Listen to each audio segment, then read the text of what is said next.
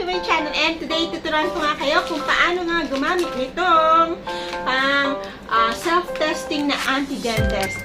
Ayan, di ba? Malalaman na natin agad kung tayo nga ay mayroong COVID. Ganon! So, ito na nga. Gagawin na natin. I'm so excited. Excited na pinakabahan dahil syempre hindi tayo pwede mag-positive or else. Ganon. At tara na, let's go! Let's go! Let's go!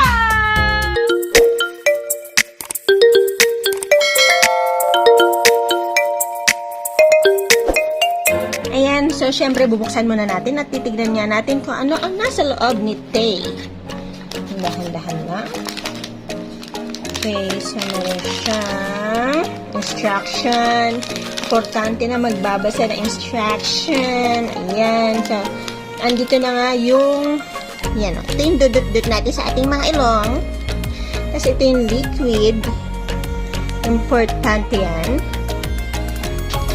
Tapos, ito yung paglalagyan natin ng ating mga pinagdut-dutan at itong emerald.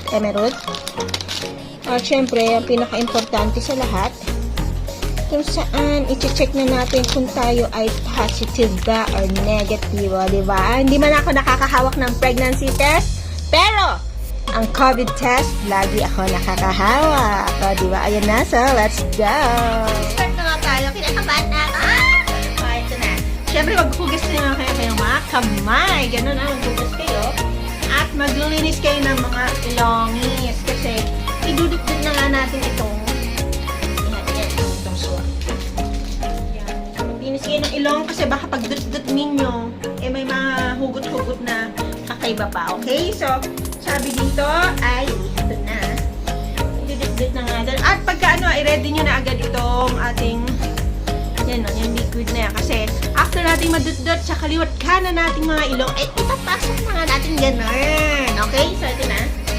Let's do it!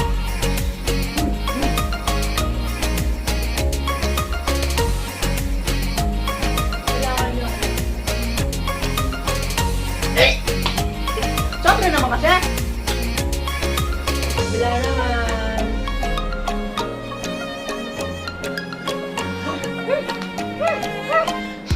Makati sa ilong.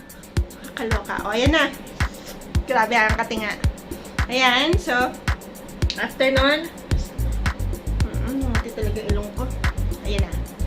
Okay, huhulog na natin. Sabi dito ay insert the swab and then soak it for 15 seconds. Oh.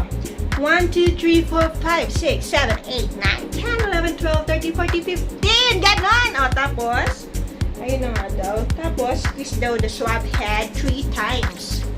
1, 2, 3. Okay? Oo. Para maano nga. Oh my God. Huwag naman po ako mag-asip. Hindi ko mali. Okay, ito na. After nun, ay pag nasuot na natin, close the sampling tube. Yan, sinarado ko na nga. At i-open na nga natin ang yung cassette. Paglulubluban natin. Tapos ito na. Halika na, panoorin na natin kung paano nga natin malalaman kung positive or negative. Okay? Okay, so ayan. Nilabas ko na nga itong cassette. At maglalagay nga daw tayo ng 4 drops nitong ating sample. Ito, 4 drops. Dun sa letter S. Okay, mahalaga na nagbabasa ng instruction. Magalaw ang aking camera. 1, 2, 3. Sobra nata. 4. Ayan na! Ayan na! So, pag nag-letter C, meaning daw negative. Pero hindi pa siya ganun ka-red kasi wala pang 15 minutes. At pag yung red na yan ay nagdalawang linya, alam mo nang mangyayari sa iyo. Ganon. So, hoping for a negative result.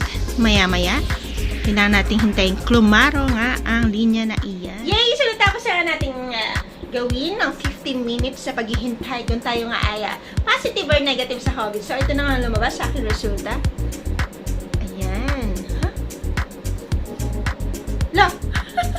Kinabahan ako, kala ko 2 linya. No. Ayan, hindi. One line lang yan. Kinabahan talaga ako, in fairness. Ayan, so yan. Ganun na nga lang kadali na gumamit at malaman kung tayo ay may COVID, lalo na sa mga napapraning na, alam mo yun, na-expose sa maraming tao, sa mga palengke, sa mga tourist area, o kaya sa mga, tawag dito, mga sinasakyan nila, ay mabuti na lang na meron nga ng available na mga ganitong klaseng antigen na COVID na testing kit. Okay? So, ayun, malalaman na nga natin ito tayo ay nag-positive or nag-negative. Pero sa awa nga ni Lord, ay sana na ituluyan na nga mawala ang virus na ito para tayo nga po ay manirahan na nga ng matiwasay, gano'n. Oo, yung walang takot. Oo, yung walang face mask. Diba? Diba? Nakakaloka.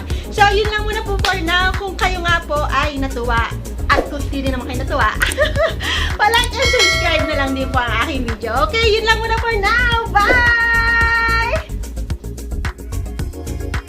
And there's more. Huwag niyo rin palang kalilimutan na ilalagay sa inyong biohazard specimen bag ang inyong testingan para tayo nga ay safe from virus. Ayan. So, nilalagay ko na. Ayan.